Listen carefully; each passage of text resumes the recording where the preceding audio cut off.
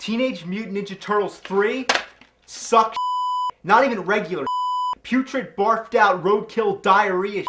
Now you might be saying, well, that's your opinion. Well, yeah, it is. It's my opinion that it's a mother fact that this pile of dog called Ninja Turtles 3 is the most god-awful disgrace in human existence. Now, I know you've seen a lot of bad movies, but no, let me tell you, this movie is bad. Like, how bad? Like, is it the worst of the Turtles trilogy?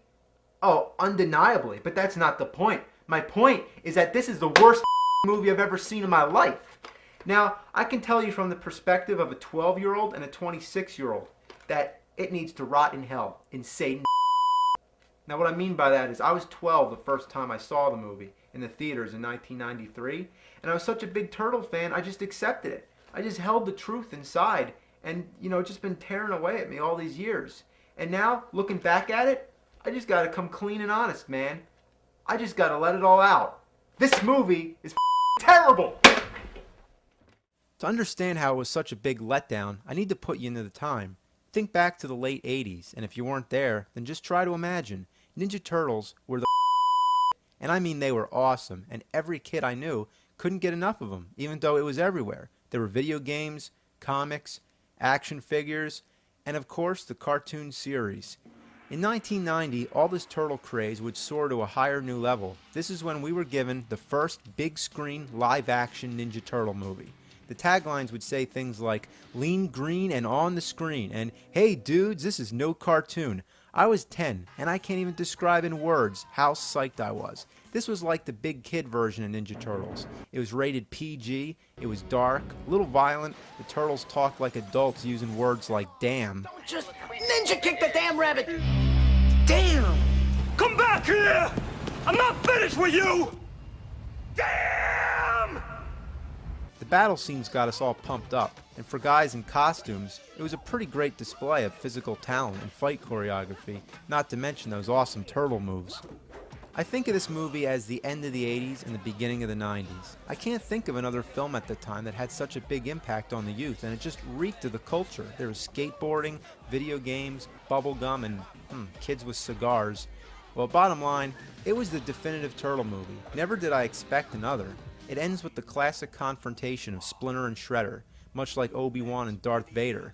And they find out who Shredder really is. Splinter flips him over the rail where he falls to his doom. The Foot Clan falls. Everything's resolved at the end, all the loose ends tied. There's no way there'd be a sequel, right?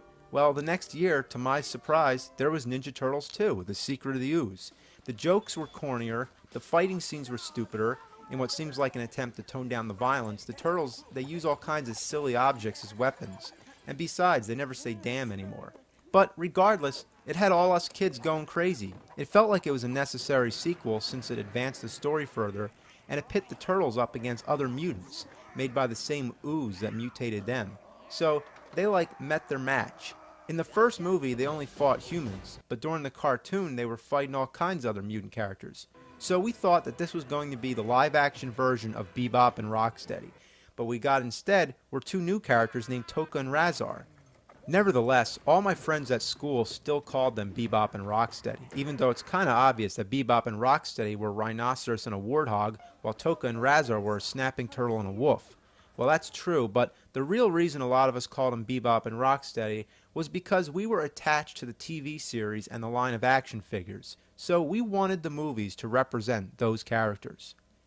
So now that a Ninja Turtles sequel existed, we knew at this point that there was going to be another. This wasn't just a one-movie deal, this was going to be a series, and we would get to see live-action incarnations of many of our favorite characters yet to come. Or maybe not. We had to wait another 2 years before another Ninja Turtle movie was finally announced. So we're thinking, well, because they're taking so much longer on this one, it's going to be incredible. I remember actually having dreams about going to see Turtles 3, and then waking up and being pissed off that it wasn't real. The wait was killing me. There's already a third Ninja Turtles game on Nintendo, The Manhattan Project. Would that be the subtitle of the movie too? My friends and I all debated what it would be. Would it be Ninja Turtles 3, The Advent of Krang, Ninja Turtles 3, The Revenge of Shredder, Ninja Turtles 3, Enter Dimension X, Ninja Turtles 3, Here Comes the Technodrome? Well, no, we were far off. It was like landing on the zero in roulette. Everyone loses. The movie had no subtitle at all. While today, whenever I bring up the film, often people insist that there was a subtitle, Turtles in Time. But to clear that up once and for all, Turtles in Time was the name of the video game, and it had nothing to do with that awful movie. Yes, in the movie they go back in time, but it's to ancient Japan, while in the game they go back to several different times, as well as the future. It was the second Turtles game in the arcade, and it was also on Super Nintendo, known as Turtles 4. But back to my question, why was there no subtitle in the movie? They subtitled the last movie. Well, I have an answer. Look under that title. You see that blank, empty space? Let that be an indication of the blank, empty imagination employed within, and the void it left in our hearts. So who's the villain in this movie? Is it going to be Krang? Since even the first movie we've been hoping for him. Aside from Shredder, he's the main villain in the show. So will it be A, Krang, B, Baxter Stockman, C, the Rat King, D, Leatherhead, E, all the above? Well, the answer is none of the above. The answer is just a big you to all the kids who are waiting so anxiously to see their favorite characters on the big screen. Then you think, well, Shredder's got to be in it, right? Nope, not even him. Well, there's even more reason to bring him back, because at the end of Turtles 2, Shredder uses the last vial of ooze to turn himself into Super Shredder. Now, Super Shredder was awesome, because he was like a monster, but you only see a little bit of him since he's under the dock, all shrouded in darkness. There's no way the Turtles can even fight him. Remember back to the first movie? They couldn't even beat regular Shredder. Splinter had to take him out, and at this time, in an anticlimactic end, Shredder does himself in by ripping apart the dock. Now, think about this. Would he really die by having a dock collapse on him? In the first movie, he falls into a garbage truck. Casey Jones activates the compactor and crushes the out of him. Now, he comes back in the second movie alive and well. Now, if he can survive that, why can't he survive some falling beams of wood? And besides, this time he's Super Shredder. Wouldn't you have liked to see Super Shredder come back in Turtles 3? Well, that's what I was hoping for, but too bad. Make way for this samurai and this guy on a horse. Yeah, these are our villains of Turtles 3, Norinaga and Walker. I've never heard of them before. Now, you have this huge stockpile of memorable villains from the comics, the TV series, the video games, the action figures, all that, and they just go ahead and bring in two uninspired, stereotyped, mediocre villains. I mean, come on! This is the best they could come up with? Are you me up the And you might say, well, Shredder can't be in it because it takes place in ancient Japan. Well, you know what? That's my point. The movie shouldn't have taken place in ancient Japan. Like, wow, that's original, isn't it? That's never been done a million times already. So now hopefully you can relate to how disappointing this was. But to really understand how inhumanely atrocious this load of is, then we need to go over this movie and cover the basics. As usual, the best place to start is the beginning.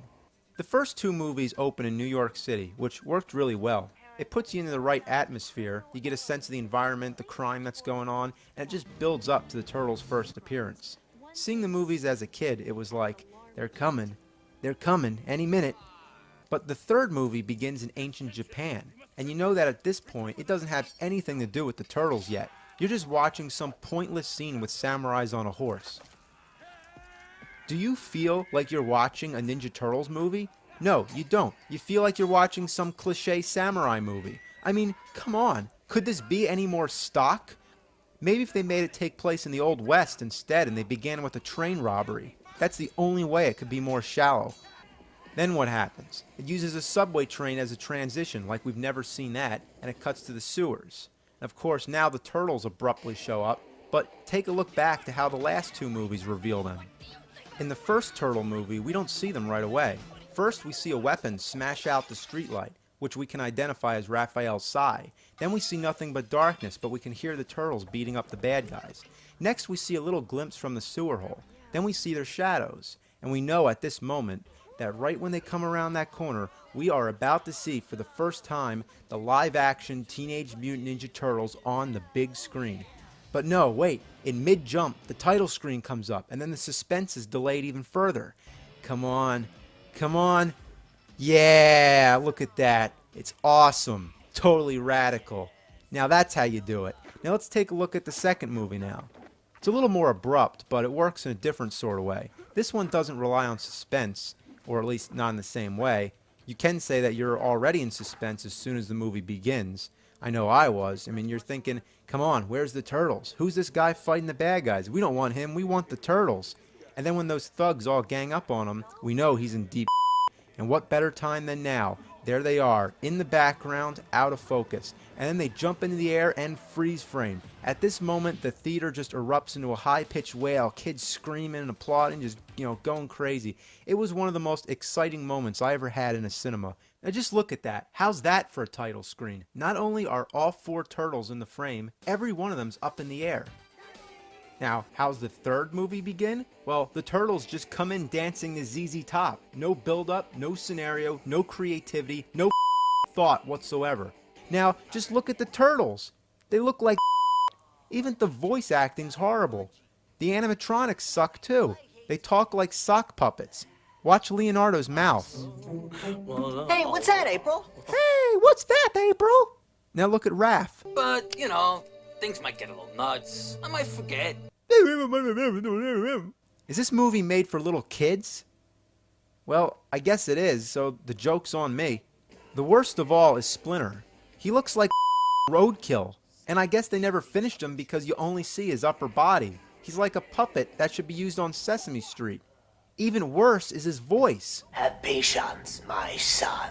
What an load of Well, everything sucks. Now, the plot of the movie is, I don't know, I think April buys some lantern from an antique shop and that makes him go back in time. The imagination's just overwhelming. So the turtles are in ancient Japan, Michelangelo gets captured, and then they have to rescue him and get back to their present time. There's not as many fighting scenes either. Just to prove my case, let's look back at the other movies and count all the battles, but only the ones with the turtles. In Turtles 1, there's Raph versus Casey, that's 1. Raph rescuing April from the Foot Clan, that's 2. Raph on the rooftops and the rest of the turtles joining in, that's 3. And the final battle, all the turtles against the Foot Clan and then Shredder. Well, we can count that as one final battle. So that's 4 battles and 2 of which involve all the turtles. So let's go to Turtles 2. We have the first battle in the shopping center, that's 1. Then the fight at the lab, that's 2. Raph in the junkyard, 3. Then rescuing Raph in the junkyard and facing Toka and Razar, 4. Then the final club scene, so that's 5 battles and 4 of which have all the turtles. In Turtles 3, there's the fight in the dungeon with no Michelangelo, well, anyway, that's 1. Then there's the fight at the river, again, no Michelangelo, so that's 2. Then there's the final fight with all the turtles, so only 3 battles in the whole movie and only 1 in which Michelangelo's involved. And that me off because he was my favorite turtle. Some of the concepts are just ridiculous. Like when April's thrown in the dungeon, she looks over at this guy next to her and she says, Casey? Okay, so you're saying that Casey Jones had an ancestor in Japan? Well, even if I'm going to accept that, why does she call him Casey? Like he's going to respond? And then, just to push this scene over the edge of mockery, they have this rat creep in. And April says, Yeah, you look familiar too. What? You don't mean... Oh my god, they do. I swear, I didn't make this edit. The movie actually fades from the rat to Splinter, implying that that rat is Splinter's ancestor. Now, April never ceases to amaze me. Of course the rat looks familiar. It's a rat. I can't tell one rat from another. And of all the rats that can be crawling around that dungeon, how does that one just happen to be it? And I gotta say, all the planets must have lined up. April meets both Casey and Splinter's ancestor in a matter of seconds. And I can accept Splinter because it's Japan and that's where he's from. But both of them? That's the biggest coincidence I ever heard in my life. You know the other part I can't stand? This. That turtle duck thing is really getting old. I mean, it was cool the first time, but geez, it's enough of that. So is there anything I like? Well, I kind of hate to admit it, but when they're dancing the Tarzan Boy, that's the highlight of the movie. Come on! Hey! Come on, yeah! All the turtle movies are full of bad jokes and constant references to movies or TV shows, but this one just takes it another step to absurdity. The other ones were corny, but this is beyond corny. The recurring joke is Wet Willy time. It's Wet Willy time. Pretty bad, but without ranting on forever about this crap, I'm going to round up my personal top 10 worst lines from Ninja Turtles 3. Number 10. I think I swallowed a frog. I hope it wasn't an ancestor. He swallowed a frog and he hopes it's not an ancestor. Guess that's why they're turtles. Number 9. Here they are, the Three Stooges. Yeah, Larry, Curly, and Moe. So, just in case we don't know the names of the Three Stooges, be sure to say them all. Number 8. Wow, a Legorama. Swing. No comment there. Number 7. It's Star Trek time, guys. It's Star Trek time. Number 6. What if we make like a cosmic U-turn and end up back in Godzilla land? Funny, get it? Japan, Godzilla land. Number 5. It's hammer time. Oh, God. Number 4. Did you hear what he called me, Leo? Yeah, an ugly lump of dung. Whoa, that was an insult, Leo. Not necessarily, Raph. Did you know that in some countries dung is used as a fuel source? Oh, so that makes it a whole lot better. He called Raph a fuel source. I'm sure that's what he meant too, right? Number 3. We're turtles, friend. The Teenage Mutant Ninja variety. Sleazeball. Yeah. Okay, the line was bad enough, but look at how the turtles react to it. Like, yeah, he really told him off. Alright, number 2, and I'm warning you, it's about to get really bad now. Listen to this one. Hey, you were expecting maybe the Addams Family? I remember seeing that line in the commercial, and I couldn't even believe he said it. It's not really even a joke that makes any kind of satirical sense. Was I expecting the Addams Family? No, I wasn't actually. The Addams Family was probably the last thing that ever come to my mind when I think of Ninja Turtles. What I especially love about this line is the way Donatello nods his head as he says it. And look at how Raph nudges Mike as if saying, yeah, that was a good one. It's like the actors were actually making fun of it because it was so ridiculous. So, are you ready for number 1? Because I don't think I am. Nothing can prepare you for this. Are you sure? You ready? Alright. Behold, the number 1 worst, most god-awful movie quote of all time. Help, I'm a turtle and I can't get up. Ugh. I still can't believe it. Did he really say that? Help, I'm a turtle and I can't get up. Ugh. I'm sorry for playing that again. That's really terrible. Not only is this the worst line of the movie, it's probably the worst line ever spoken in a motion picture. And believe it or not, this line was in the commercials too. And even worse, I distinctly remember in the theater, everyone laughed. I mean, come on. It's not funny. Help, I'm a turtle and I can't get up. Oh, God. All right, I'm back. So what's the best way to end a movie? With a ending. An ending that sucks so hard it scarred me for life. This guy Walker's running away from the turtles, but oops, he forgot his bird. Yeah, that's right, I forgot to mention that part. Not only does this character belong in a totally different genre, but he has this bird in a cage that he always carries around. I'm serious, this movie's totally whacked. So, what happens to him? He gets fired at, and then he falls off the roof and into the water. Now, I gotta pause this because I gotta ask, how many times have you seen this shot in a movie? Way too much. It was one of the biggest cliches of the time. What happened at the end of Batman? The Joker falls, same shot. What happens at the end of Dick Tracy? Big Boy falls, same thing. But Turtles 3 takes this cliche to a new level. I mean a whole new level. Watch what happens when Walker hits the water. Did you see that? Here it goes again. There's no splash. Instead, he disappears. But he doesn't disappear. He, like, implodes into himself. I'm really stunned. Like, why'd they do this? They couldn't do a special effect for a splash? But what they could do is make him implode. Now, if you couldn't make a splash, why couldn't you just cut away and then just leave the sound of the splash? That would have actually been more effective. I can re-edit it right now. Watch.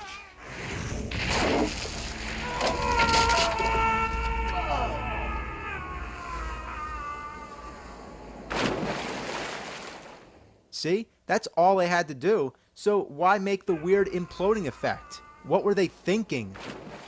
Now to top off the whole thing and carry on in the tradition of Splinter telling a joke at the end, what do? The worst joke ever to close the worst movie ever. But right before we hear what Splinter says, let's go back to Turtles 1 again. The joke in the first movie is Cowabunga. Cowabunga. Alright, acceptable. I made a funny. Now let's go to Turtles 2. Go, Ninja, go! I made another funny. Can it get any worse than that? Yes, it can. Behold, Splinter's last joke in the Turtles trilogy. Yo, dude. Huh? Yo, dude. Just like Elvis in Blue Hawaii. What a way to end the series. Would there be a follow-up? Would there be a Turtles 4? No, not after that. It's amazing how it went downhill. The first movie, watching it today, it's still a satisfying experience. It's a good movie. I mean, it's no masterpiece, but it's entertaining, and it leaves you with a happy feeling after watching it. The second one's funny. I mean, it's so bad it's great. But Turtles 3 is just so bad it's bad. Yeah, Turtles 2 had its share of stupidity, like when they crash through a wall and they find out that Vanilla Ice happens to be performing at a club right next door to the bad guy's hideout, and he's able to just bust out a ninja rap all of a sudden. It's yes, but it's hysterical. It's a guilty pleasure. Now, Turtles 3, it just makes me feel embarrassed. Like, watching it actually makes me cringe. I feel like I have to turn the volume down and face the TV toward the wall and watch in a dark corner somewhere where nobody will ever know. It just leaves you with a bad, bad feeling. Like this movie should not exist. Cowabunga. Cow piece of dog shit. I'd rather watch crap oozing out of a buffalo's I'd rather puke diarrhea up my If sucks so much suck it. If sucks so much suck her mother bull that. Well, something must be done.